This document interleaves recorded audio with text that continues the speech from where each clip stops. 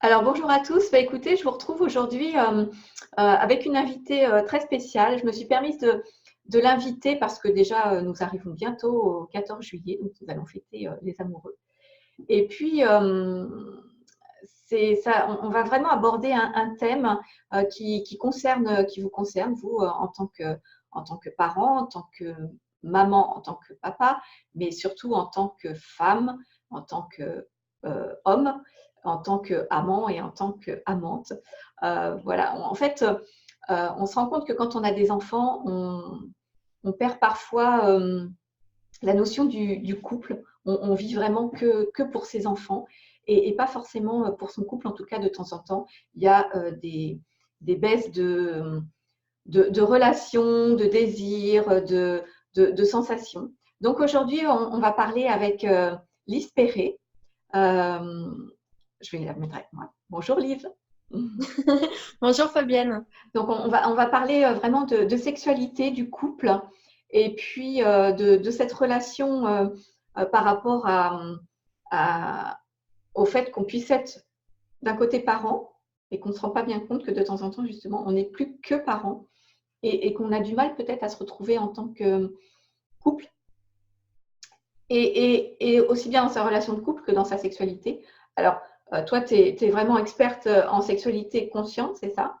Donc, j'ai vu, tu accompagnes les mères qui vivent surtout une baisse de libido à retrouver en fait leur désir, leur plaisir, c'est ce que tu dis, sans se forcer à Oui, faire l'amour.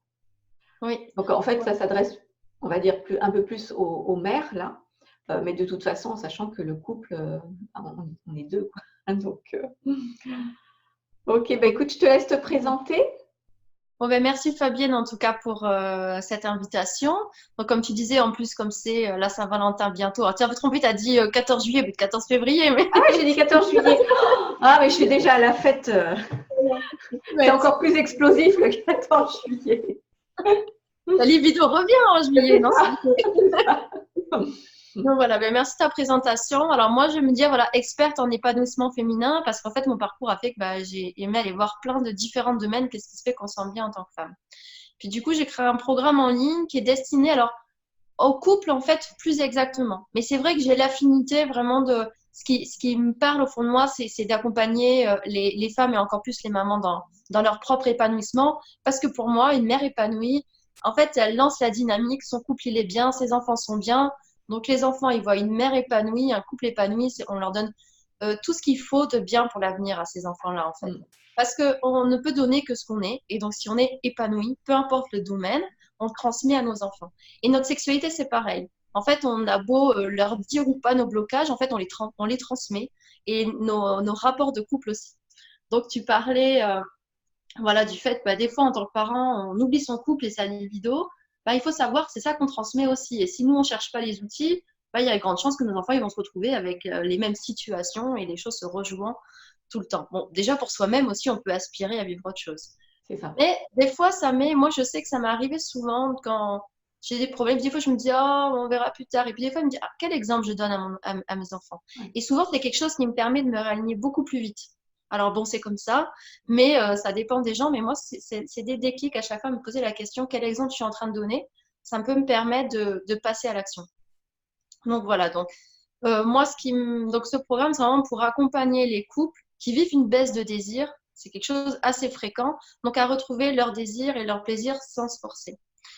Donc, la baisse de désir, en fait, c'est quelque chose de très, très courant. Alors, aujourd'hui, on est dans une société hyper sexualisée. Donc, avant, c'était la sexualité qui était tabou. Aujourd'hui, c'est la baisse de désir qui est tabou. C'est tout ce qui est le fait de ne pas être épanoui dans sa sexualité, pansexuel, voilà. Enfin, tout ce qui fait qu'on n'est pas épanoui dans notre sexualité, c'est ça le nouveau tabou de notre société. Pourtant, c'est très courant.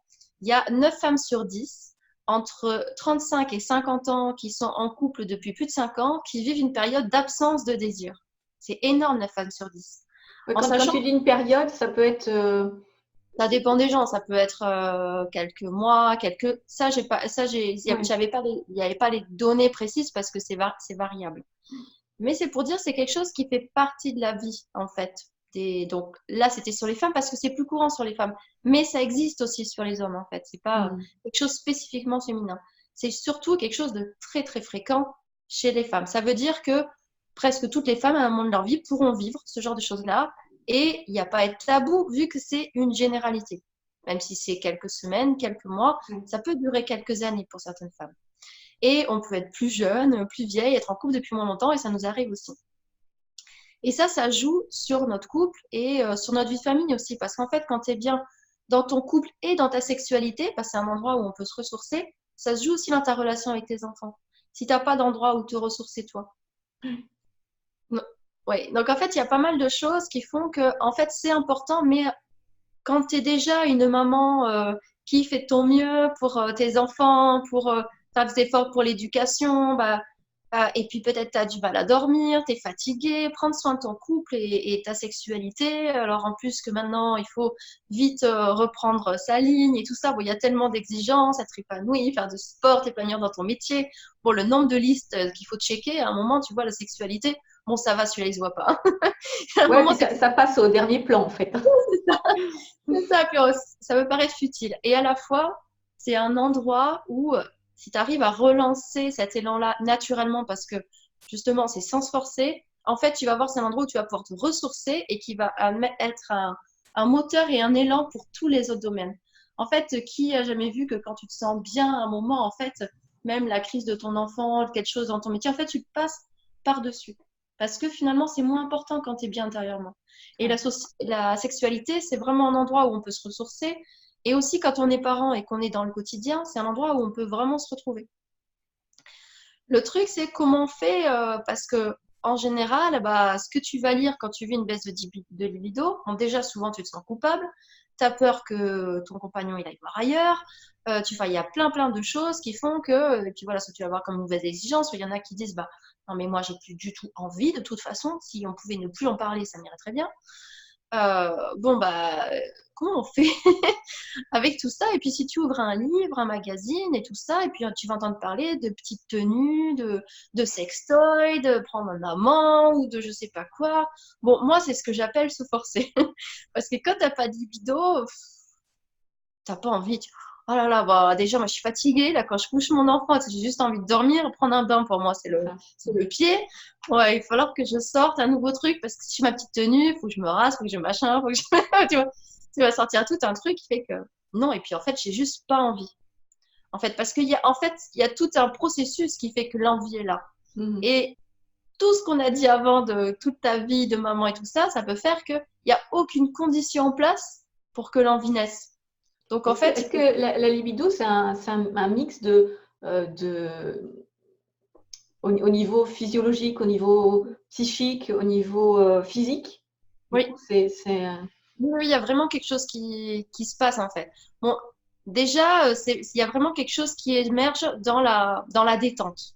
En fait, c'est vrai que dans le positionnement intérieur, bon, il y a plein de choses qu'on pourrait aborder, mais si je reprends vraiment pour les mamans, là on va partir sur cette thématique d'un maman, quand tu es toute la journée en fait à prendre en charge tes enfants, à assumer, il y a comme quelque chose qui porte, tu vois, presque dans l'archétype de la mère, tu vois, elle fait de son mieux.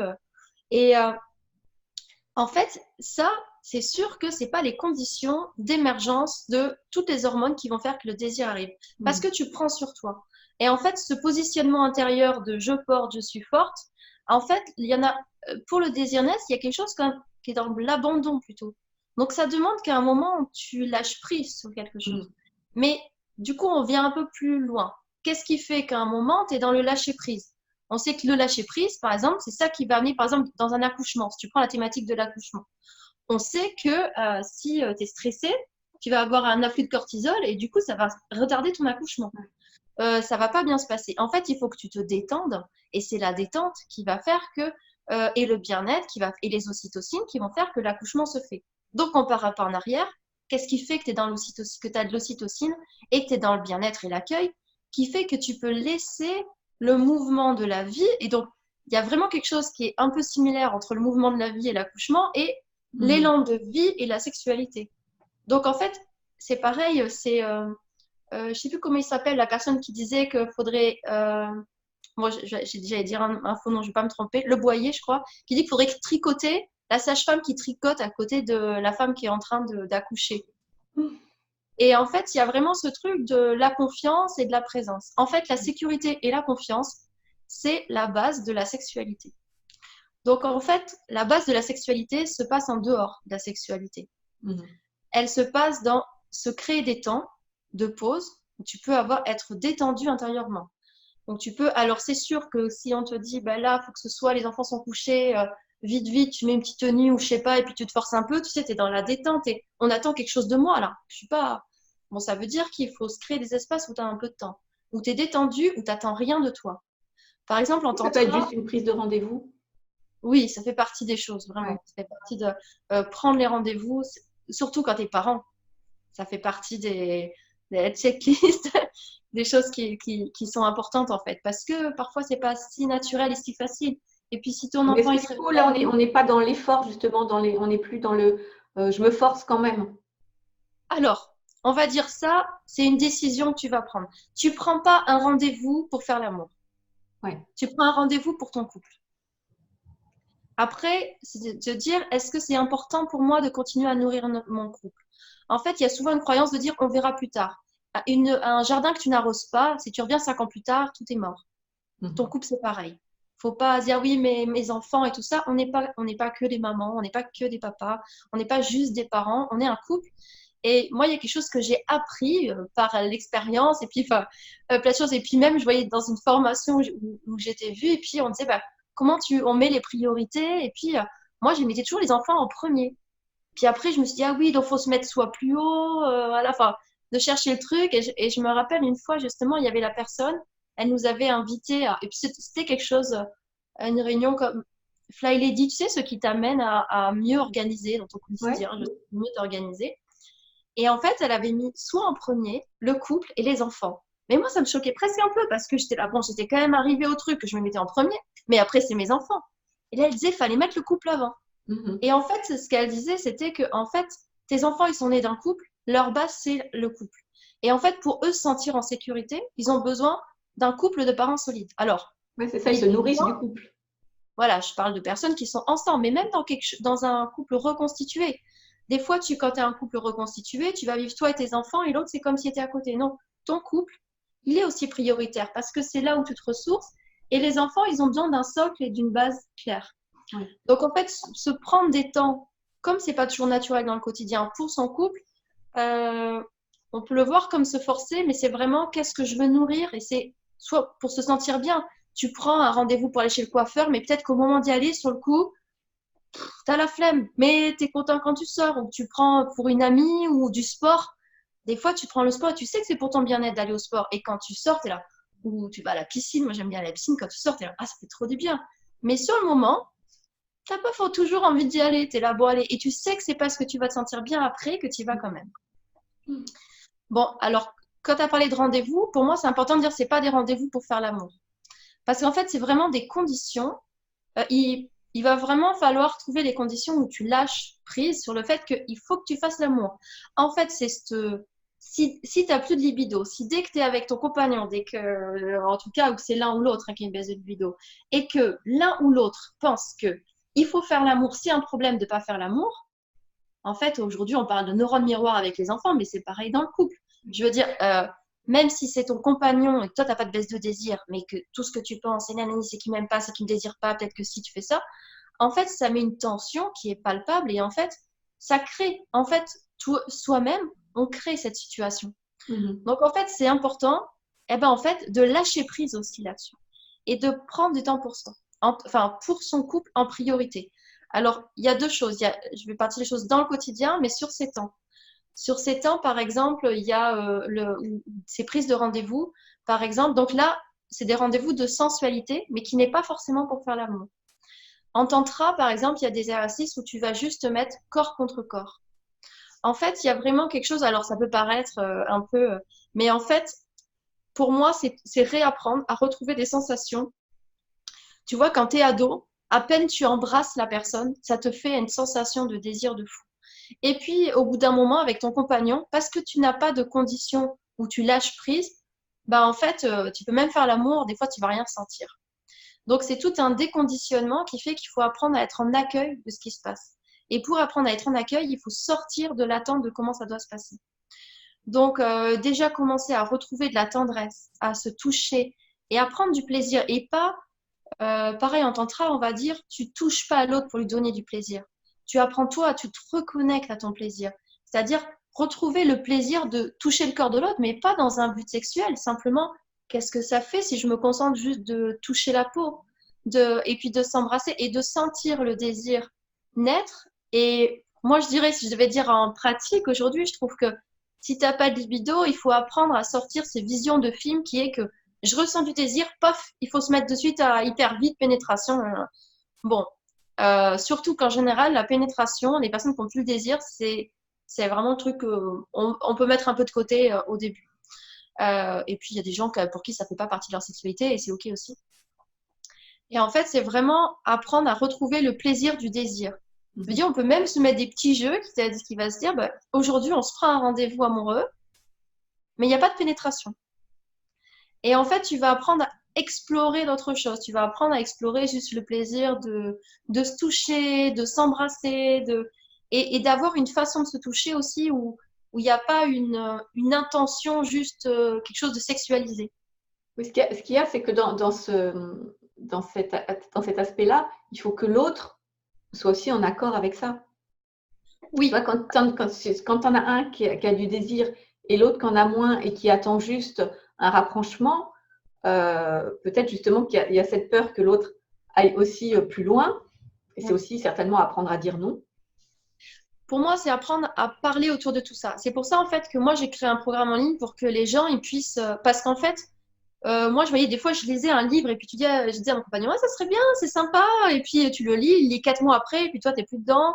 Et puis, en fait, pour moi, c'est une prise de conscience au niveau du couple que la baisse de libido, ça concerne les deux personnes. Ça concerne pas seulement la personne qui le manifeste. Ça ne veut pas forcément dire qu'il y a une baisse d'amour, autre chose. Ça veut dire qu'il manque de place pour la sensualité. La personne qui est concernée, peu importe soit l'homme ou la femme, s'il est frustré de ne pas avoir de sexualité, a priori, quand tu veux changer une situation, il faut faire quelque chose de différent que tu fais d'habitude.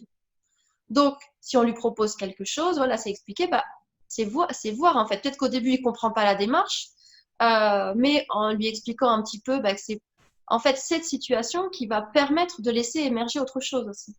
Oui, c'est-à-dire que la première démarche, c'est vraiment la communication en soi. Oui. C'est même pas forcément la sexualité, c'est déjà la communication, s'ouvrir sur le fait de pouvoir en parler. Oui, en fait, on va en parler, mais c'est pour ça que dans mon programme, j'ai vraiment, pour moi, il y a tous les aspects. Il y a l'aspect physiologique, où on explique comment, parce qu'il y a énormément de fausses croyances sur la sexualité. Des fois, tu cherches quelque chose, mais cherche pas, quoi. C'est pas là où tu vas trouver. Il y a plein d'outils, en fait, relationnels et tout ça, sur la communication. Et en effet, voilà, tout ce qui est au niveau du désir, parce qu'il y a des outils en tantra, slow sex. Mais c'est vrai que, par exemple, quand je te dis la façon de... Là, tu parlais des prises de rendez-vous. C'est vraiment créer des espaces où tu vas apprendre à te détendre avec la sexualité. Ça ne veut pas dire que ça représente la sexualité que tu vas avoir et qui est la tienne. Tu vas te créer un champ d'exploration. Tu vois, tu pourrais te dire, bah, on fait une tenue sexy. Bon, bah là, on essaye ça, tu vois. En fait, quand je parle au début, tu as dit voilà, que j'étais experte en sexualité consciente. Moi, j'aime vraiment le thème de sexualité authentique, c'est-à-dire que souvent, notre sexualité, elle est conditionnée par des normes. Alors au début, on va se dire ah non, non, moi pas du tout, je ne suis pas conditionnée par des normes. De la même façon qu'au départ, quand tu étais parent et que tu t'es intéressé à la parentalité, tu ne pensais pas que c'était aussi complexe tout ce qui jouait dans la parentalité. En fait, l'ignorance fait que tu n'es pas conscient de tout ce qui te conditionne. La sexualité fait quelque chose qui est très très conditionné par rapport au collectif, au religieux, à la position de la femme, de l'homme, toutes les fausses croyances véhiculées, c'est très très très, c'est tout un chemin aussi d'aller voir qu'est-ce qui conditionne la sexualité et comment m'en déconditionner. Donc ça demande de créer des espaces d'exploration pour aller voir qu'est-ce que j'aime pas, comment je ressens mon désir. Peut-être que dans ces espaces d'exploration où on écoute, on va s'apercevoir, quand je commence à sentir mon désir, il y a tout qui se coupe en moi. Ou alors, je sens mon désir, mais dès que je ressens le désir de l'autre, je me sens agressée, je me referme, mon désir se coupe. En fait, ça, ce sont des espaces d'exploration ensemble. Et ça ne veut pas dire que c'est sa sexualité, c'est vraiment une façon d'apprendre à la découvrir. Parce que dans ces espaces, on va s'apercevoir peut-être que moi, c'est dès que j'entends des bruits, dès que tu fais des bruits, j'adore ça, dès que je peux faire des bruits, les odeurs, ça m'éveille, j'ai besoin de voir, ou j'ai besoin de... C'est tout ce qui est sensoriel en fait. On va voir qu'on a tous des canaux différents, on a tous des sensibilités différentes et on va les chercher. C'est quoi ma sexualité? En fait, je dirais que c'est la sexualité sur l'instant T parce qu'en fait, ça peut vraiment aussi évoluer. Oui, et c'est pour ça que j'aime le terme authentique parce que moi, par exemple, à un moment, quand j'ai commencé à m'intéresser à la sexualité consciente, bah, je me suis dit, la sexualité consciente, c'est ça, c'est comme le tantra, le soul sex. Et je me suis aperçue que je m'étais créé une nouvelle attente. Ça veut dire que j'avais décidé que ce serait comme ça ma sexualité. Et en fait, c'est pour ça que je mets après dire authentique, parce qu'en fait, je me suis aperçue, en fait, en allant explorer tout ça, qu'en fait, ce qui est riche, c'est le fait de créer ces espaces d'exploration, c'est que je me crée une palette très grande. C'est-à-dire que je suis plus dans reproduire. En général, on a, je sais pas, peut-être 3, 4 façons de faire l'amour, et puis suivant comment on sent, on le fait comme ça, comme ça, comme ça. Bon, ben là, en fait, c'est vraiment ce qu'on appelle l'authenticité. Ça veut dire que tu as une palette qui s'élargit à chaque fois de qu'est-ce que je ressens dans l'instant. Et c'est OK de la sexualité hyper où tu es juste à toucher et en fait, juste à peine se toucher comme ça, en fait, tu es en train d'explorer toute l'érotisation qu'il y a dedans à une sexualité quasi porno, en fait. Mais tout est OK et toutes les variantes autour sont OK. Ce qui est juste, c'est que de reprendre soi-même sa connexion intérieure avec ce qui se passe en moi et ce qui se joue en moi. Donc, ça demande à vraiment un chemin intérieur. Et tout à l'heure, tu parlais de communication. Là, c'est ce que je veux dire, le pan où ça se joue en dehors de la sexualité. C'est-à-dire que la sexualité, ça se joue au quotidien par des petits mots, des caresses, une facilité à s'exprimer, à se dire comme on est, ce qu'on ressent, ce qu'on pense. Et en fait, ça se joue autour. Et pour moi, c'est vraiment l'aspect, ce que je disais tout à l'heure, la confiance et la sécurité. Elle se joue dans ces deux espaces.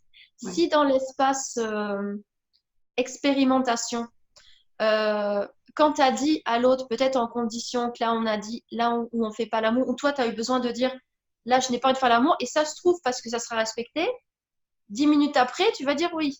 Mais en fait, c'est parce que tu as la sécurité et la confiance que l'autre n'a pas d'attente sur toi, que tu sois homme ou femme, hein, et que tu n'es obligé à rien, et qu'en fait, que tu es accueilli comme tu es, que ça peut laisser émerger quelque chose d'autre, en fait. Et dans le quotidien, c'est pareil, en fait. Si je me sens en confiance et en sécurité de pouvoir m'exprimer, et si on nourrit la relation par des petites choses, c'est des fois, on est des parents, c'est ça, au quotidien, comme on manage notre famille, on est là, il faut faire ci, les courses, mais on oublie de se laisser un petit mot, se faire un petit bisou dans le cou, se caresser au passage. Et tout ça, c'est déjà la sexualité. Et parfois, moi, je dirais, il y a aussi, tu sais, cet aspect de ressentiment par rapport à l'autre. Et du coup, il y a effectivement une baisse de libido. Et en fait, il est peut-être difficile de penser que ça ira mieux. Enfin, on fera, en gros, on fera de la sexualité quand ça ira mieux dans notre couple. Oui. Mais inversement, est-ce qu'il ne faut pas justement faire un peu, qu'il faut retrouver du désir, faire l'amour pour retrouver de la communication dans son couple? Oui, là j'ai l'impression que ça me fait penser quand même à un positionnement là assez féminin. Par exemple, c'est vrai que quand on est, par exemple, si tu as l'impression de tout gérer dans ta vie et que ton homme ne t'aide pas assez ou il te soutient pas dans ton éducation, du coup tu te sens tout seul, c'est sûr que c'est pas une fois que tu t'es posé dans le lit, puis enfin, tu vois, il y a quelque chose où ça arrive pas d'un coup comme ça, t'as pas communiqué, tu as du ressentiment et puis tu ne partages pas d'intimité, ne serait-ce que des petites choses au quotidien. Bon, il y a peu de chance. Et puis, ta libido, bon, déjà, le rythme homme et femme, c'est pas le même. Elle va pas se déclencher comme ça, tu vois. Enfin, il y a juste quelque chose de logique. Après, c'est toujours le couple en se disant, bon, est-ce que ce couple, il a encore du sens pour moi aujourd'hui? Est-ce que j'ai envie d'investir ce couple? Et si tu es en couple et que ce couple, bah, il est juste pour toi, mais qu'il y a du ressentiment, donc il y a un côté communication, mais je dirais pas que. Je pense aussi que c'est, en tout cas, moi, mon expérience, c'est aussi un positionnement intérieur. C'est-à-dire que quand tu te positionnes dans, allez, je vais dire la Wonder Woman, hein, même si c'est juste ta famille, que tu manages, que tu travailles ou pas, il y a vraiment ce truc d'apprendre. Et ça, c'est difficile pour les femmes parce qu'il y a vraiment comme au niveau collectif quelque chose qui fait que la peur de l'homme, Alors, au niveau de la sexualité, c'est en tant que prédateur sexuel, même les hommes, il y a des hommes qui inhibent même eux-mêmes leur sexualité parce qu'ils ont cette appréhension-là, donc je veux pas forcer tout ça. Mais il y a aussi en tant qu'homme qui trahit. Il y a vraiment comme si au niveau du collectif, la femme, elle a vraiment un truc, puis des fois c'est par rapport à ton compagnon, et puis des fois tu sais pas pourquoi, c'est ta mère, ta grand-mère, bref. Quelque chose quand cet homme contre qui on peut pas faire confiance. T'entends des fois, oui, mais c'est des gamins, tu peux pas qu'on a un style. Enfin, tu vois, et ce truc-là, c'est sûr qu'il n'aide pas à avoir un couple épanoui ni à avoir une libido épanouie. Parce que tu te positionnes des fois en sauveuse, des fois en mère, des fois en supérieure, des fois en je sais mieux que lui. Et d'un certain côté, bon, au niveau du couple, ça déséquilibre quelque chose. Et d'un autre, soi-même, on se fait énormément de mal en fait en faisant ça. Il y a vraiment, je pense, un besoin quand tu es face à ton amoureux, à ton homme, comme on dit, tu vois, ce truc de j'ai besoin de poser, savoir que je peux compter sur lui. Et puis même sur d'autres trucs là, mais l'endroit où je suis un homme et c'est une femme. Et tu vois, je dis l'inverse. Tu vois, tu vois, enfin le truc où tu peux te retrouver en tant que femme. Et, et c'est vrai que je sais pas si c'est un truc d'ego ou comme ça, ce truc qui fait que, ou simplement parce qu'on est dans la gestion du quotidien, des fois, il y a quelque chose aussi de très masculin dans notre façon de prendre les choses. Et ce qui ne veut pas dire que on doit être que comme ci ou que comme ça dans tous les domaines de notre vie. Parce qu'après, on rentrerait, une femme c'est comme ça, une mère c'est comme ça. On s'en fiche de tout ça.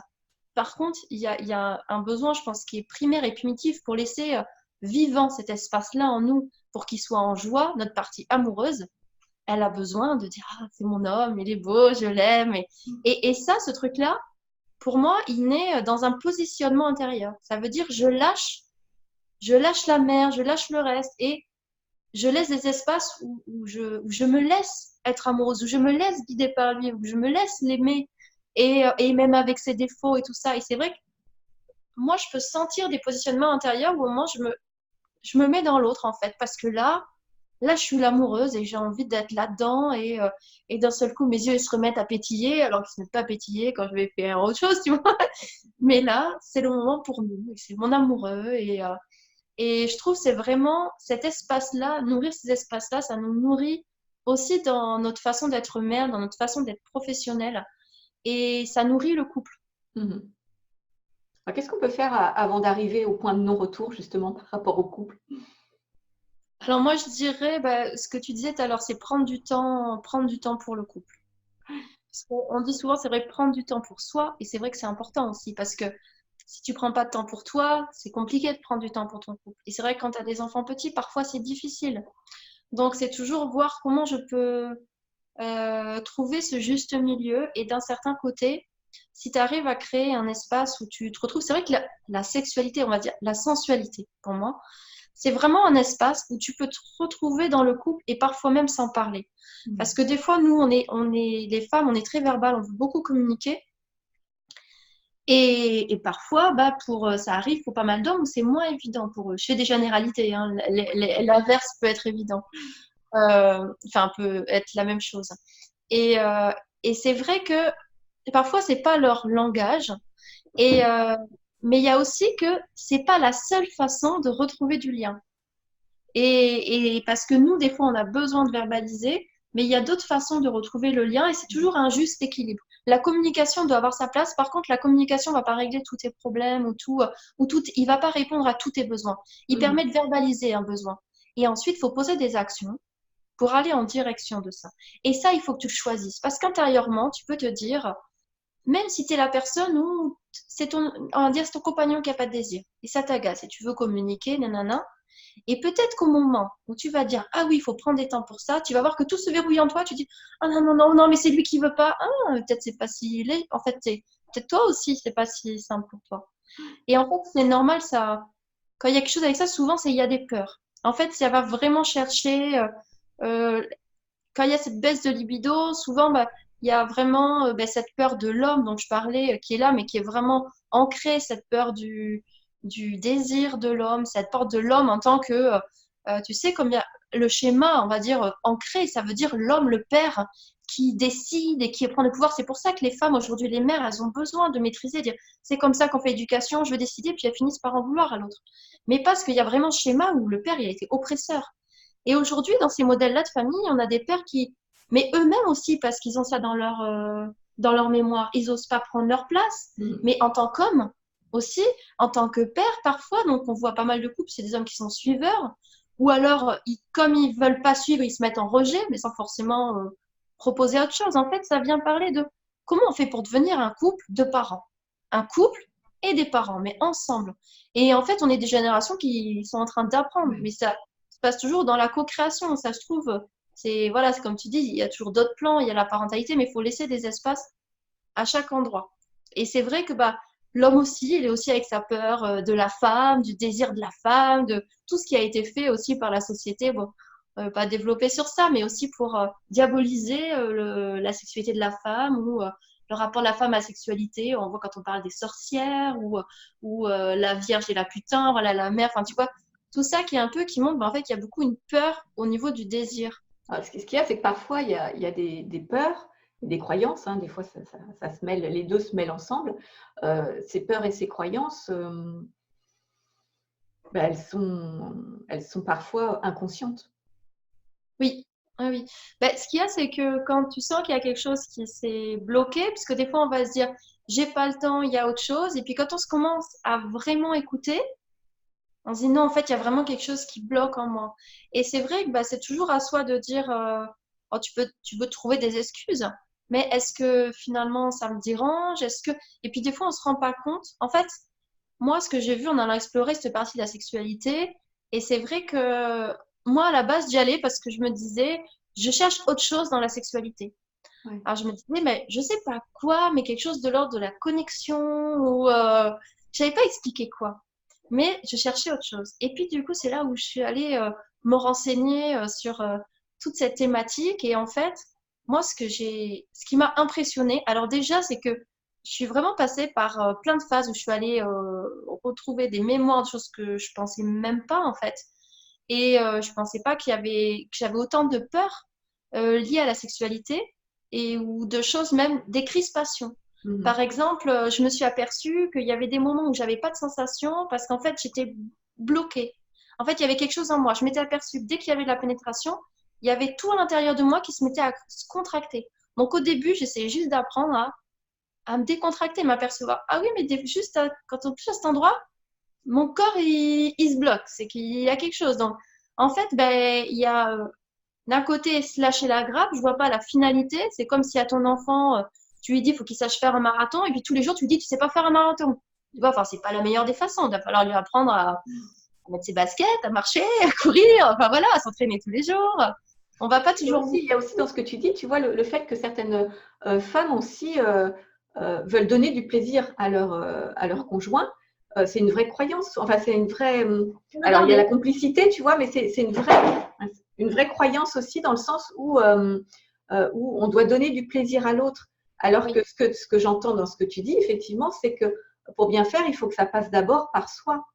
Oui, en fait, ça peut faire que par toi parce que en fait, ils veulent donner à l'autre. En fait, on veut donner du plaisir à l'autre et on veut que l'autre nous donne du plaisir. Et puis après, on se dit, j'ai pas de plaisir. Mais en fait, ça marche pas comme ça. C'est toujours ce truc ça a des liens aussi avec tout ce qui est dépendance affective. Je te donne et tu me donnes. Tu sais, les relations sauveurs qu'on fait avec nos enfants, qu'on fait avec tout ça. Bon. Là, c'est quand même partir sur un autre paradigme. On parle de couple conscient ou autre, quoi. C'est pas chacun se prend en charge. Et puis déjà avec la sexualité, c'est encore parce qu'en fait, ça passe par ton corps. Tu vois, nous, dans le programme, il y a 3 modules. Il y a le désir, le plaisir et la satisfaction. Parce que comme je te disais, des fois on a du désir, des fois on a du plaisir, et puis on n'est pas tout à fait satisfait de la sexualité, on cherche autre chose. Comme je te disais, moi, Parle-nous un petit peu de ton programme, parce que là, du coup, tu as déjà dit plein de choses. Oui, c'est vrai que j'ai dit aller plus loin, donc il y a le programme de Lise. Donc vas-y, parle. Mais mince, je sais. Du coup, je me suis perdue dans mon explication. Oui, en tout cas, voilà, il y a ces 3 modules, et en fait, oui, je me rappelle ce que je voulais dire.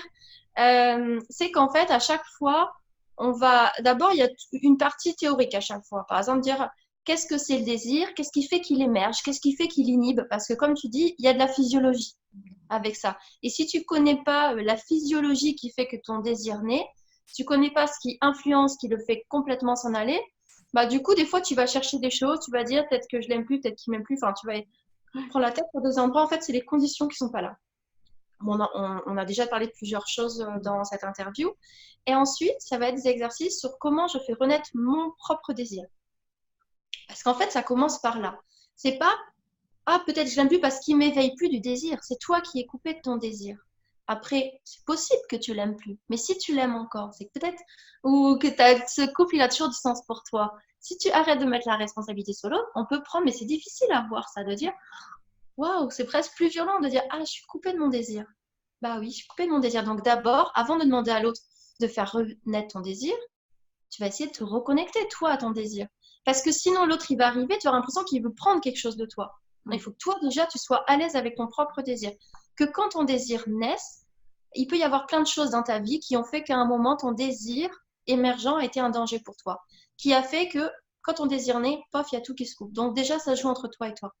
Et ensuite, il y a des exercices en couple sur comment on va se sentir à l'aise, comment on va vivre ce désir ensemble. Parce qu'il y a un vrai plaisir avec le désir. Comme je te disais, quand on était ado, juste d'embrasser, de désirer, tu avais tout ton corps qui vibrait, tu n'avais rien fait, mais ton corps, il vibrait énormément. Il y a retrouvé ce truc-là, ce plaisir du désir, des premières sensations, et que tu peux retrouver, c'est juste des conditions intérieures et extérieures qui font que tu peux retrouver ça. Et donc, du coup, bah, tu vas retrouver ça en couple, parce que c'est pareil, il peut y avoir des choses dans ta vie qui ont fait que, à un moment, le désir de l'autre a été dangereux pour toi. Et souvent, ça peut être des choses qu'on va retrouver, par exemple, en début de relation. Tu vas pas vivre ça. Et puis, à un moment, alors peut-être au bout de temps de relation, au bout du fait que tu sois parent, il y a tout le truc qui s'enraille. Et puis, ben, du coup, c'est quelque chose à reprendre. Et même, je vois, moi, dans le truc avec les connaissances que j'ai et tout, ben, tu vois, ça m'est déjà arrivé de dire, ah là, je suis moins connectée à mon désir, qu'est-ce qui se passe? Et comme si je dois revenir en me disant, ah oui, c'est vrai, mais en ce moment, je prends pas de temps. Et en fait, finalement, une fois que tu as cette conscience, comme tu l'as appris, ça veut pas dire que ça n'arrivera jamais. C'est juste que tu sais, tu te dis pas, ah mince, qu'est-ce qui se passe? Tu remets pas toute ta vie en question. Tu sais sur quoi agir. Tu sais, ah, mais en fait, tu te connais en plus, tu n'as plus besoin de voir tous les possibles. Tu sais que toi, ça agit sur ça quand il se passe ça. Et en fait, tu vas mettre les conditions dont tu as besoin. Parce que la vie, elle est vivante en fait. Il se passe des choses, il faut rééquilibrer sans cesse. Mais avoir de la connaissance, ça aide. Et puis la connaissance de soi. Puis dire, tiens, peut-être on a besoin de reprendre des temps comme ça tous les deux. Ensuite, il y a la partie plaisir et c'est pareil. D'abord, on donne la théorie. Donc là, c'est plutôt ce qui est anatomique au niveau du plaisir. Comment ça fonctionne en fait? Qu'est-ce qui fait qu'on a du plaisir? Enfin, il y a vraiment beaucoup de choses. C'est pour ça qu'il y a plusieurs intervenants dans la formation. Il y a Nelly qui est animatrice tantra, qui fait le slow et tout ça. Il y a Nina qui est thérapeute du féminin et elle est vraiment très ciblée, très pratico-pratique, comment ça fonctionne la sexualité, enfin de façon très très simple en fait. Et puis justement la physiologie, enfin et plein d'exercices. Et en fait l'autre co-animateur, lui il est beaucoup tout ce qui est autour de la communication et de la relation parce qu'on en a parlé. C'est très important et c'est pas si facile de parler sexualité dans son couple. C'est ça. Donc voilà, donc pour le plaisir, on fait pareil. La théorie, comment je me reconnecte moi-même à mon plaisir, et ensuite en couple. Ça passe toujours d'abord par soi. Parce que c'est pareil par rapport au plaisir, on entend des fois dire ah c'est un mauvais coup, ah machin, et puis c'est pareil, ah oui mais mon gars il est éjaculateur précoce, ou il a ci, il a ça. Toutes les problématiques, il faut les prendre, c'est quelque chose de couple. À partir du moment où on regarde l'autre comme problématique, ça ne fait que le culpabiliser encore plus, enfin quand c'est pour nous-mêmes aussi. Mais c'est vraiment apprendre à fonctionner en couple. En couple, il se trouve qu'on vit ça. J'avais même entendu, par exemple, par rapport à l'éjaculation précoce, dire que des fois, ça peut être quelque chose d'inconscient en fait au niveau de la femme, de justement tout serrer, de se contracter. Il peut y avoir quelque chose qui dit vite, vite, vite, tu vois, parce que, je sais pas, tu peux avoir vécu des agressions sexuelles ou quelque chose, ou une mémoire familiale qui fait que tu vois ça quelque chose comme faut que ce soit vite fini, quoi, c'est pas super agréable. Et en fait, ça va être. Et puis, peu importe, même si toi, il n'y a pas quelque chose, et en fait, comment tu vas faire pour, en couple, pour amener de la douceur, justement, c'est quelque chose à. Enfin, pour moi, c'est vraiment important de voir les choses en couple et pas dire lui ou elle ou machin, il a un problème, parce que sinon, là, c'est pas possible de résoudre des solutions. Un peu comme si en parentalité, tu dis ah oui, mais c'est lui, il fait pas ça, gna, gna, bon. Oui, en fait, c'est pas remettre la faute sur l'autre. C'est prendre Voilà, tu tires ses une balle propres dans le pied. responsabilités. Voilà, c'est ça. Et puis de se dire que les solutions, quand tu fais le choix d'être en couple, elles émergent parce que tu co-crées. Et puis, au moins, tu n'as pas l'impression de tout porter aussi. Enfin, voilà. Il n'y en a pas un, comme on dit, là, il y a la charge mentale, et puis au niveau de la parentalité, tout ça, bah, pareil, au niveau de la sexualité, c'est porté à deux. Okay. Et Donc, ensuite, le plaisir et la satisfaction. et la satisfaction. Et là, du coup, on va voir alors évidemment d'aller voir quelles sont mes aspirations au niveau de ma sexualité. Puisque la sexualité, c'est pas juste physique, c'est justement aller voir au-delà, en fait. La sexualité, elle se vit dans ton sexe, mais elle se vit dans ton cœur, elle se vit dans ton âme, et tu peux avoir des aspirations de toucher des choses énergétiques, spirituelles aussi. Il y a parfois l'homme, il est plus centré sur une sexualité au niveau des sexes, et puis la femme, je dis encore des généralités, hein. Enfin mais voilà, tout est toujours vrai, hein. Mais et ça arrive plus souvent que la femme, c'est plutôt, elle vit d'abord la connexion au niveau du cœur. D'ailleurs, en tantra, tu vois, ils font comme une espèce de circulation voilà, qui passe entre le cœur et le sexe des deux partenaires. Et j'étais en train de me dire, bah, c'est pareil, c'est deux hommes, deux femmes, c'est toujours finalement la même chose, quoi. C'est une circulation, mais c'est à voir à quel plan ça se passe, en fait, et que, voilà, c'est pas juste physique. Et du coup, quelles sont mes aspirations au niveau de ma sexualité autre qui ferait que je peux avoir du désir, du plaisir, mais je cherche autre chose. Au niveau de ta relation aussi, est-ce qu'en fait, il y a quelque chose de fermé parce que il y a quelque chose qui n'est pas satisfait dans ton couple? Peut-être que tu as besoin de plus d'aide. Justement, on a parlé de parentalité, de charge mentale. Peut-être que tu es simplement épuisé, que tu as besoin de dormir et que tu as besoin d'aide et que dans le concret, et c'est là où en couple, tu peux dire, là, moi, il y a vraiment quelque chose dans les conditions, on n'a pas de conditions, font que ce n'est pas possible pour moi. Alors, du coup, en couple, on se pose la question, est-ce que le partenaire peut aider? S'il peut pas, qu'est-ce qu'on peut mettre en place? Est-ce qu'il n'y a pas quelqu'un, est-ce qu'on peut pas prendre quelqu'un extérieur? Comment on peut faire en fait avec ça? Parce qu'il y a vraiment quelque chose qui a besoin d'être écouté. Et tu vois, il y a le triangle de Karman, qui dit des conditions de base. Bon, c'est sûr que quand tu dors pas et tout ça, bon, l'épanouissement sexuel, c'est pas le premier truc. Il y a vraiment prendre soin de ces conditions de base. Donc, on va vraiment parler voilà, au niveau relationnel, au niveau de ta vie et de ton épanouissement. Je disais, alors, ta sexualité, elle va avoir si en s'épanouissant plus, elle retentit positivement sur les autres domaines de ta vie. Mais évidemment, l'inverse va aussi. Si tu n'es pas épanoui dans les autres domaines de ta vie, c'est compliqué pour ta sexualité. Donc, d'un autre côté, va falloir aussi voir comment tu équilibres mieux. Donc, on a parlé de parentalité, mais aussi dans ton boulot. Peut-être qu'il ne t'épanouit pas, peut-être que du coup, les relations ne vont pas. Peut-être qu'il y a des choses qu'il y a à faire aussi. Ce qui ne veut pas dire qu'il faut que tu fasses ça ou ça. C'est toujours le pas à pas par quoi je commence, en fait. Il ne faut pas tout voir d'un coup. Mais nous, on est vraiment parti de ce cheminement, d'abord voir le désir, le plaisir et la satisfaction globale. Mais on pourrait prendre un autre sens aussi. Et ça, c'est des petites choses. Déjà, juste la personne qui nous regarde, qui regarde cette interview, tout seul, on peut faire dire, mais est-ce qu'il y a des choses dans ma vie qui fait que je me coupe de ma joie? Parce qu'en fait, la sexualité, c'est l'élan de vie, c'est vraiment lié à tout ça. Ouais, c'est la puissance, la créativité, la joie. Oui, oui. Et donc, ce fameux chakra d'ailleurs, on parle des fois des chakras, chakra sexuel. C'est ça. Et de quoi je me suis coupée de moi-même? Et c'est vrai que c'est quelque chose. Alors, c'est vrai qu'on approfondit ce sujet parce que je sais que les personnes te suivent, il y en a beaucoup qui sont parents. Mais c'est vrai que quand on est parent, d'un côté, notre libido, elle a donné naissance à un enfant. Et puis souvent, surtout quand on s'intéresse à la parentalité, on donne toute notre énergie, tout notre amour, toute notre âme à notre enfant. Mais il y a un certain côté, c'est comme si on sort de notre corps pour donner tout le temps à quelqu'un d'autre. On se dépossède presque de nous-mêmes. Et puis, à un moment, des fois, on est là. Mais qui je suis, c'est ça qui est mon coup, et c'est normal d'un certain côté. Enfin, je veux dire, c'est pas grave.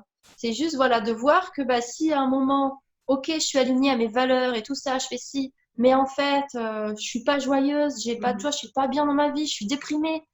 Bon, est-ce que les choix sont bons? Est-ce qu'il n'y a pas d'autres choses à mettre en place? Parce que si tu es déprimé, même que tu fasses tout ce qu'il faut pour ton enfant, est-ce qu'il ne voit pas que tu vibres la tristesse, que tu n'es pas bien? Comment va ton couple? Quel peut être le résultat d'une maman bien sur le papier, mais mal à l'intérieur? Moi, ça a été vraiment mes déclics de ma vie à un moment moi, j'ai des enfants de 14 et 12 ans aujourd'hui. J'ai été maman à 22 ans. Moi, j'ai voulu créer un peu ma personnalité qui j'étais dans le fait d'être maman. Et je me suis complètement mis dans mon rôle à 100%. Moi, j'ai allaité le dernier 4 ans et demi, faisais essais de nuit tard. Enfin, moi, tous les checks de l'éducation bienveillante, alors, à la base, c'était éducation non violente à cette époque-là. Et du coup, j'ai tout fait, le maternel, voilà, le cododo, tout, que ce soit alimentaire. Et puis, je me mettais une pression énorme. Donc, on a fait l'école à la maison pendant très longtemps, plusieurs années. Et il y a un moment, je me suis dit, alors ça a été par étapes, parce que le premier, ça a été vers 4 ou 6 ans quand je me suis séparée du père de mes enfants. Et c'est vrai qu'il y avait vraiment ce truc de dire, mais en fait, qu'est-ce que je suis en train de leur montrer? Quel exemple je suis en train de leur montrer? Je suis en train de leur montrer que quand tu es enfant, tu es libre, tu fais ce que tu veux. Parce que pour moi, c'était important qu'ils soient libres, épanouis, nanana. Et puis quand tu es adulte, tu te consacres aux enfants. Du coup, j'étais, mais en fait, je fais ça pour que ce soit des adultes épanouis. Mais en fait, la seule façon pour que ce soit des adultes épanouis, c'est que je sois une adulte épanouie. Qu'est-ce que je peux faire pour être une adulte épanouie, pour être une femme épanouie? Et c'est là où ça a cheminé, en fait, d'aller chercher quelle femme je suis. Et c'est passé par la sexualité, mais c'est passé par qui je suis en tant que professionnelle, qu'est-ce que j'ai envie d'être, à quoi j'ai envie de contribuer. Et c'est vraiment retrouver mon essence. Et c'est comme si, là, je te dis, mes premières prises de conscience, ils avaient 4 ou 6 ans, mais j'avais déjà commencé des thérapies et tout ça pourtant, mais c'est toujours que pour eux. C'était pour voir, pour que je faisais des choses sur moi pour que ça fasse du bien pour eux. Oui, ce qui fait que, est-ce que du coup, vous êtes oubliés dans le couple tous les deux? Bon, c'était plus compliqué que ça, mais oui, évidemment. Moi, en fait, je m'apercevais que j'étais une femme qui voulait, ou une mère, on va dire plutôt, qui voulait le meilleur pour mes enfants. Et en fait, je crois que tout ce que je demandais au père de mes enfants, c'est d'être un bon père pour mes enfants. Je voulais qu'il fasse comme je veux pour que mes enfants soient bien. Uh-huh. Tu vois comment c'était? Ça veut dire, c'était vraiment. Et puis, je vivais un peu séparée. C'était un peu ça. Ça veut dire, dans la parentalité, c'était ça. Et puis, d'un autre, il y avait mon côté amoureuse. Mais c'est comme si tout ça, c'était séparé. Tu vois, je savais pas comment mêler les choses. Et finalement, donc j'ai eu plusieurs coups, tu vois, et j'ai vu plusieurs fois, finalement, il y a toujours, au début, je me suis dit, c'est avec le truc d'être maman. Et c'est vrai, il y avait quelque chose, c'est comme des déconditionnements petit à petit. Et je m'aperçois aussi que des fois, ça peut revenir juste après un certain temps. Tu te mets dans des schémas. En fait, c'est comme s'il y a plein de couches de trucs à sortir finalement. Et à chaque fois, c'est vraiment de se rendre compte que ce soit pour ton couple ou tes enfants, en fait, c'est toujours comment toi, tu te rends plus épanoui. Et en fait, c'est finalement ce qui amène le plus de changements positifs. Alors, des fois, on veut beaucoup faire sur l'extérieur. Et finalement, c'est souvent un positionnement intérieur. Qu'est-ce qui fait que tu es heureuse? C'est pas que peu importe ce qui se passe de l'extérieur. Et je dis ça vraiment en ayant vécu des moments, des choses vraiment très, très difficiles dans ma vie. Et c'est ces moments-là où je m'en suis aperçue qu'en fait, tu peux vivre, peu importe ce que tu peux arriver et ce qui peut t'arriver. En fait, c'est décider d'être heureuse. Si tu décides d'être bien et que tu es dans le positionnement intérieur d'être bien et de prendre positivement les choses et de lâcher prise et d'arrêter de vouloir contrôler tout, même si les choses ne seront pas comme tu veux, d'avoir confiance, ça aussi amener la spiritualité dans sa vie, c'est que tes enfants, tu peux pas tout contrôler, il y a des choses qui leur font du mal, il y a tout ça. Et tout n'est pas comme tu veux, tout n'est pas parfait. Mais à un moment, être la mère, c'est pas tout porter en se disant, je vais faire l'idéal pour mes enfants, il faut qu'elle arrive rien. En fait, il y a quelque chose de plus grand, quelque chose au niveau de l'âme qui fait que les enfants, ils sont là pour vivre des expériences. Toi, tu es là pour les accompagner. Et tu peux pas leur éviter les expériences. Toi, tu es juste là pour toi être bien et les éclairer de ta lumière. Et finalement, c'est juste ce qu'on a à faire et d'arrêter de contrôler que ce soit notre couple ou voilà, ou finalement tout. Et je trouve que voilà, se mettre dans le positionnement, soit d'être bien, et si tu parais dans le positionnement d'être un parent heureux avec ses enfants, c'est pareil. Pour la même chose, tu peux râler. Pour la même chose, tu peux le prendre avec légèreté. Dans ton couple et de ta sexualité aussi. Tu peux décider aujourd'hui Enfin, on le voit des fois en situation. Tu peux être brouillé avec ton compagnon et puis d'un seul coup, il y a un truc, t'as parlé, t'as fait l'amour, il y a quelque chose qui fait que ce truc-là, il n'existe plus. Donc, on voit bien que tout peut partir en 5 minutes. Donc, tu peux décider maintenant, voilà, de comment je laisse la place à autre chose de plus positif dans ma vie. Mhm. Ok, alors qu'est-ce que tu proposes du coup pour aller plus loin dans tout ça? Pour aller plus loin sur cette thématique de la sexualité, en tout cas, Avec tout ce qu'il y a un peu autour, donc le couple, la connexion au corps, à sa propre satisfaction, enfin, mais c'est vraiment sur la thématique de la sexualité, se reconnecter à sa propre sexualité, celle qui nous correspond, à son désir, son plaisir, sa satisfaction. Mais je propose un programme en ligne c'est une série de vidéos où en fait où il y a, bah, comme je dis, bah, de la théorie, puis des exercices pratiques. À chaque fois, il y a c'était important parce qu'en fait, on l'a fait à quatre et on a chacun des biais différents. Tu sais, comme on dit, le côté pour apprendre et visuel, voilà, il y a un peu tout. Ouais. Donc, on a mis des Et c'est ça qui est vidéos. chouette, en fait, c'est de le faire aussi avec des experts qui ont un autre regard. Oui. Donc, moi, je suis très visuelle. Moi, je retiens tout ce qui est vidéo et tout. Donc, c'est en vidéo. Mais par exemple, Nelly, qui fait partie, elle a besoin d'écrire et tout ça. Donc, à chaque fois, sous chaque vidéo, il y a des exercices à faire d'introspection. Tu peux réfléchir parce qu'en fait, on a chacun nos biais d'apprentissage et de transformation. Donc, celui qui fait tout, bah, c'est génial. Il a plein de ressources. Il y en a peut-être qui vont plus regarder des vidéos, d'autres qui sont plus écrits, qui vont avoir besoin de faire les exercices.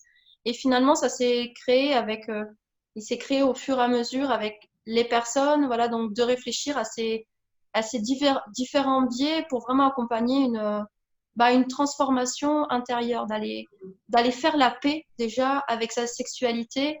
Moi, s'il y a une phrase qui me correspond, c'est tu es parfait comme tu es. Et en fait, moi, c'est ce que j'aime passer aussi dans la sexualité, comme je le passais dans la parentalité, ou aujourd'hui, je vais le passer aux entrepreneuses du bien-être féminin et familial, c'est tu es parfait tel que tu es. Et c'est Moi, je pas dirais, tu es parfait tel que tu es et on peut s'améliorer. même si tu es parfait tel que tu es, parce que j'ai vraiment la croyance que c'est quand tu t'acceptes comme tu es, que tu laisses la place à autre chose de Ouais. naître. Parce que des fois, tu dis, oui, c'est très bien, mais il faut que je fasse des efforts. Mais après, ça, c'est mon prisme à moi. C'est ma croyance à moi. Et c'est vrai que, en tout cas, c'est ce truc de dire, bah, selon moi, c'est quand tu lâches le fait que tu devrais être autrement, c'est comme si tu relaisses le mouvement se faire. Tu vois, et dans la sexualité, mais ça demande de passer par des étapes, d'apprendre à se dire que les choses devraient être autrement. Oui, parce qu'en fait, je voudrais que ça change quand même, parce que si je change pas, blablabla. Ok, comment je suis dans cette situation, je suis face à cette situation, je la rencontre, je traverse les émotions qui sont avec, et là, je relance le mouvement. Il y a autre chose qui peut naître. Ouais. Alors que si ça reste coincé, et puis j'essaie de faire autre chose pour m'en sortir, ce truc, il est toujours là. Ok. Donc voilà, ce que je propose, c'est une exploration intérieure sur la thématique de la sexualité pour mettre plus de conscience dans la sexualité, pour trouver sa propre sexualité et trouver son épanouissement dans la sexualité, dans son couple. Ouais, c'est-à-dire qu'au bout de la formation, en tout cas, l'objectif est vraiment de se retrouver soi, de se connaître soi, pour mieux aborder son couple, pour mieux Oui, aborder sa sexualité. oui. Euh, Oui, c'est vraiment faire la paix. ça n'assure pas, bien sûr, que le couple sera éternel. Euh, C'est deux choses différentes parce ouais. que c'est comme si quand tu commences à t'intéresser à des thématiques comme le couple, la parentalité, tout ça, c'est toujours un chemin inconnu. Tu sais pas en fait où ça peut t'amener. D'aller explorer ta sexualité, ça peut te permettre de te rendre compte que tu es encore très amoureuse de ton compagnon, mais tu laissais aucun espace pour ça. Tu te laissais même pas toi-même être amoureuse parce que tu pensais qu'être une maman, c'est comme si, et tu rentrais dans les bottes de quelqu'un d'autre. Et donc, peut-être ça va te faire te rendre compte de ça. Peut-être ça va te faire te rendre compte que dans ton couple, aujourd'hui, il fait pas vibrer la femme en toi parce que finalement, vous vous êtes entendus, l'un et l'autre, on est parents, et puis comme ça, comme chacun a peur de l'homme et la femme, on n'en parle pas, on est très bien comme ça. Et peut-être que du coup, tu vas te réveiller et dire, non, mais au fait, je suis une femme, moi. Et puis dès que tu vas mettre une femme, l'autre, il fait, ouais, j'ai pas envie de voir, j'ai pas envie de voir. Et puis tu vas dire, non, mais moi, là, c'est plus négociable, en fait, je suis une femme. Et peut-être que du coup, ça sera pas négociable pour toi. Tu peux pas savoir en fait où ça va t'amener. Ouais. Quand je dis sexualité authentique, déjà ça. Mais ce qui compte, c'est pas le résultat, c'est qu'à un moment, c'est vraiment un chemin intérieur où à un moment on dit, là, de toute façon, j'ai envie de rencontrer ma sexualité. C'est comme le jour où on a envie de trouver notre mission de vie, par exemple. On sait très bien qu'il y a peut-être des risques, ça va nous faire quitter notre boulot, ça va nous faire changer de vie, que peut-être pas. Peut-être qu'en fait, on va trouver un équilibre, mais peut-être pas. En fait, quand on dit c'est un appel de l'âme, tu vois, tu peux pas savoir où ça va t'amener. Au moment, bah, c'est ça aussi lâcher prise, de dire, bah, je me sens appelée vers ça et j'y vais. Ouais, c'est une évolution vers un mieux-être. Oui, c'est vers te trouver toi, qui tu es, puis il y a plein de biais. Donc je dis, moi, le début de mon parcours, ça a été de me rencontrer au travers de la parentalité. Et j'ai rencontré des limitations, mais je me suis rencontrée énormément aussi moi-même dans qui j'étais avec la parentalité. Dans la sexualité aussi, dans l'entrepreneuriat aussi. Finalement, c'est plein de biais, c'est comme des terrains de jeu. Pour apprendre à encore plus, dire, tiens, ben, il y a ci, il y a ça, tiens, ben, je veux réajuster. C'est vraiment souvent des personnes qui ont pris la décision ferme d'être eux-mêmes.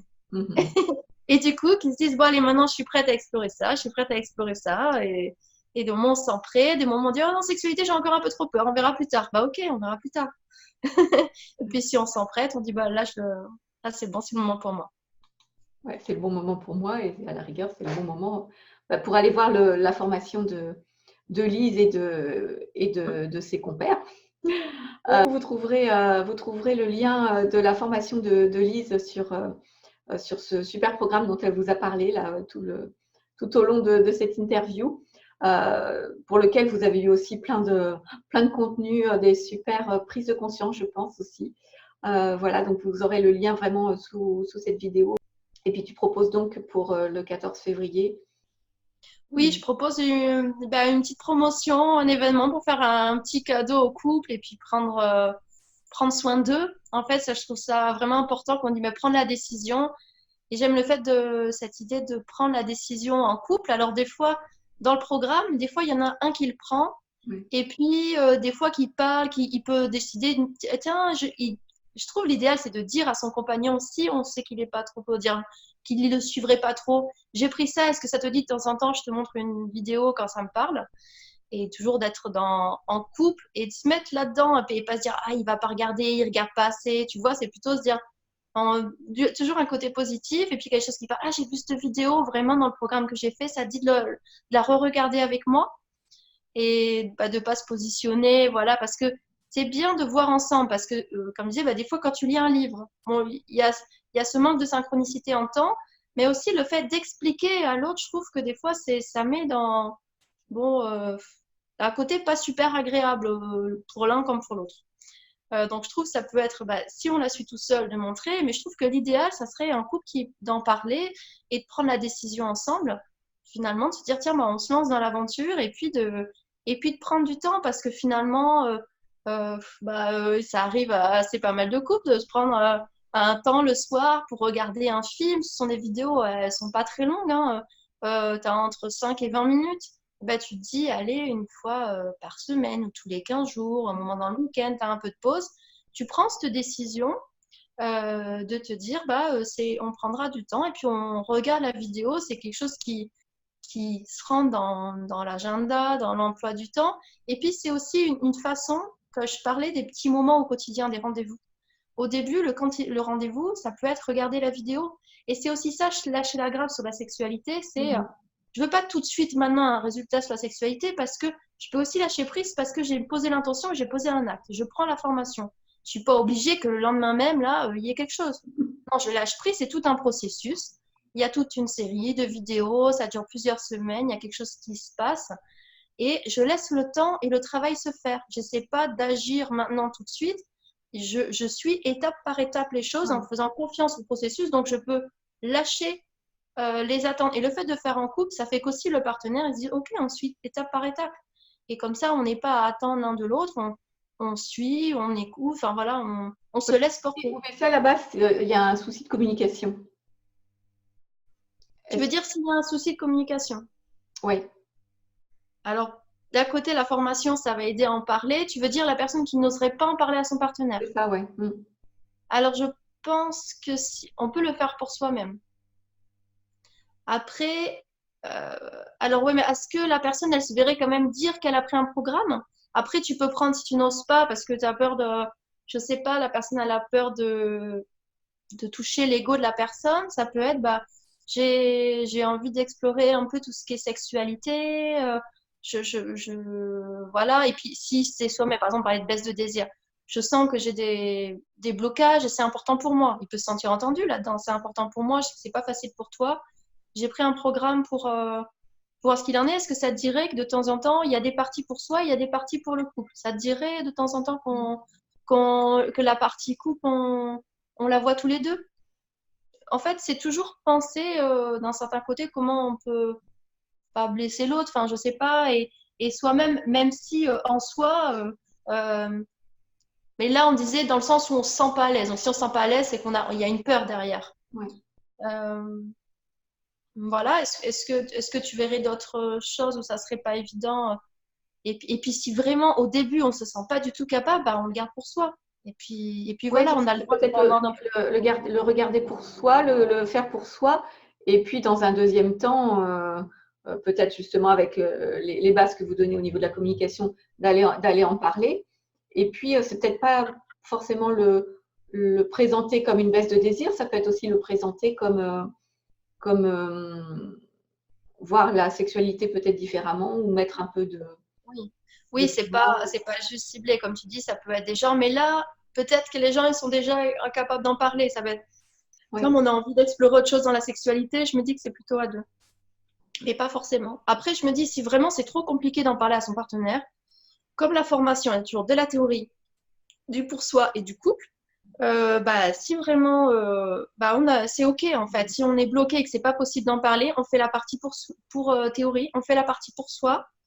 La partie couple, on peut quand même la regarder parce que peut-être un jour, il y a une des choses qu'on a vues, on se sentira peut-être pas tout de suite dans la formation, mais de dire à son partenaire ou de le dire ou de dire tiens, ça te dit qu'on essaye ça et puis peut-être qu'il va pas se rendre compte, peut-être qu'à un moment il va poser une question et puis finalement, je crois qu'il faut, comme je dis, dans le passé parfait comme tu es, il faut aussi faire où on en est aujourd'hui. Si aujourd'hui on n'ose pas en parler, eh ben on n'en parle pas. C'est pas pour ça qu'on reste bloqué. On n'attend pas l'autorisation de son partenaire ou pas, ou soi-même on reste avec qui on est.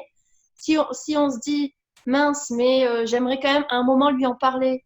Donc ben, peut-être on peut préparer le terrain parce que si 2 mois après on dit bon en fait j'ai fait une formation et dedans ça dit ça, il va se dire attends, attends en train de me, tu vois voilà si mais ça peut être comme ça, et puis on réfléchit comment l'aborder, ou soit alors on se dit, bah, c'est toujours où j'en suis moi. Soit alors, bah, en fait, moi, ce que j'ai envie, c'est vraiment une transformation, pas au niveau seulement de ma sexualité, mais dans mon couple. J'ai envie de prendre du temps pour mon couple, qu'on fasse quelque chose à deux, parce que des fois, bah, on prend pas trop de temps, on fait pas, mais c'est un projet à deux. On pourrait se mettre à faire du sport, à faire un autre projet, j'en sais rien. Bah, c'est un projet du moment de se consacrer à notre sexualité et de dire, bah, moi, c'est très important de faire ça en couple pour moi. Et là, ça peut être génial parce que tu peux changer, tu peux regarder. Il y a toujours un avantage et un inconvénient. Peut-être si tu fais en couple, tu vas passer un petit peu plus vite sur le tout seul. mhm. Et peut-être si tu fais tout seul, bah, du coup, tu vas bien faire ce côté perso. Et d'un côté, bah, peut-être tu feras plus tard la version couple. Mais du coup, en ayant bien intégré, l'idéal, c'est de tout faire. Mais bon, après, il y a toujours un temps pour tout. La formation, tu peux la reprendre après, refaire un bout, commencer par désir ou plaisir, ou là, parce que en fait, c'est plus ça qui te parle. Elle est accessible combien de temps cette formation? Là, la formation, tu y as accès pendant 1 an, au moins 1 an. D'accord. Ok. Oui. Ok. Donc, ça laisse le temps de le regarder, de l'explorer et puis d'y revenir des fois. Parce que c'est comme tous les équilibres, des fois, tu fais attention à quelque chose, tu vois, quand on dit, je parlais de positionnement intérieur qui fait que tu es bien.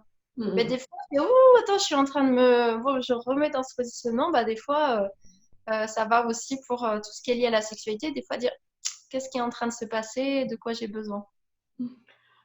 Eh bien, parfait. Eh bien, écoute, merci à toi, Lise. Je pense que vous avez eu plein d'informations, en tout cas pour vous-même, pour votre couple, pour votre sexualité, pour votre bien-être, pour votre vie de femme et puis votre vie de maman, du coup. Voilà, en étant bien avec soi, on est bien aussi avec ses enfants, hein, mais ça, on le sait bien tous. Donc, merci à toi, merci Lise. Et puis, bah, écoutez, donc, vous trouverez le lien sous cette vidéo. Super. Et merci À, beaucoup, Fabienne. à très vite. Au revoir.